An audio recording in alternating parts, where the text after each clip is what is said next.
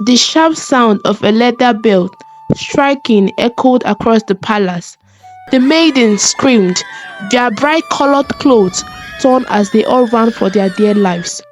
Prince Somadima stood tall, his eyes blazing with anger as he lashed out at the young women before him as they cried. "You think this will fix me?" Prince Somadina shouted. "You think bringing maidens here will change who I am? Now, wrap your popcorn, because this tale is only just the beginning." In a vast African village nestled between rolling hills, there lived a young prince named Prince Somadina.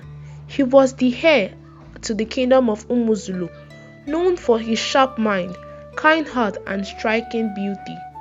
His life was full of expectations, power, and secret. But one secret changed everything. In Umuzulu, Prince Somadima was admired for his charm, intelligence, but there was one thing he had kept hidden from everyone. Somadima was gay. For years, he carried this secret in silence, fearing what his father, the king, and the villagers would think. But secrets have a way of coming out. The villagers began to whisper, "Have you heard? The prince doesn't look at the maidens. They say he doesn't want a wife." When the rumors reached King Nnamdi, his pride and anger boiled over. He summoned Prince Somadina to his chambers. "Somadina!"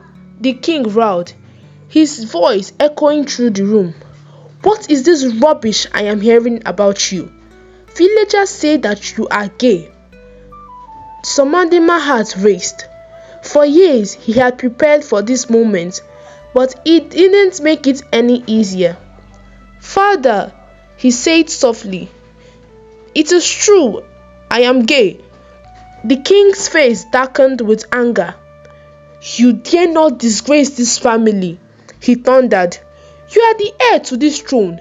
You will marry a maiden and give this kingdom an heir and put these rumors to rest. Do you hear me?" Somadima trembled, but he stood firm. "Father, I can't change who I am for you." The king's rage exploded. He grabbed a leather belt and struck Somadima across the back. "You will learn to obey me," he shouted. But Somadima didn't cry out. He stood tall even as the tears streamed down his face. "You can beat me, father," he said, his voice steady despite the pain, "but you can never change who I am." The following week, King Nnamdi announced a grand event in the kingdom. He summoned the most beautiful maidens from every corner of the village to the palace. Word spread quickly and the villagers gathered outside the royal gates, eager to see what was happening. King Nnamdi addressed the villagers with a booming voice. "Today, I will prove to all of you that my son, the heir to the throne, is not what you think he is. He will choose a bride from these maidens, and we will put these foolish rumors to rest."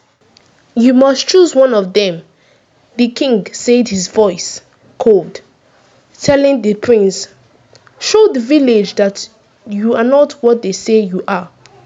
King Somadima's jaw tightened as he looked at the maidens. They were all smiling nervously, clearly forced into this situation. His heart ached, not for himself but for them. "So you brought these girls here for you, not mine." Somadima's voice, low but firm. The king glared at him. "Pick one or else." Somadima snapped. His anger boiled over as he grabbed the belt from his waist. "Oh, you want me to show them who I am, right, father?" He turned to the maidens. "Is this what you wanted? Is this what you came here for?" Without thinking, he raised the belt and lashed out with frustration, spilling over in every strike. The maidens screamed and the palace guards froze, unsure whether to intervene. Somadima turned to face the crowd, his voice unwavering. "I have tried to be the prince you all wanted, but I cannot live a lie." If that makes you a disgrace, so be it. Why don't you all just leave me alone? He cried, swinging the belt wildly. The maidens screamed and scattered, tears streaming down their faces as they fled away. Somadima, stop! Queen Adama rushed forward, grabbing his arms. The belt fell to the ground. What are you doing? Somadima's chest heaved. His eye filled with tears. Mother, I am tired, he said, his voice breaking. Tired of pretending, right? Tired of being what they want you to be, right? The villagers outside whispered among themselves. Some were shocked, others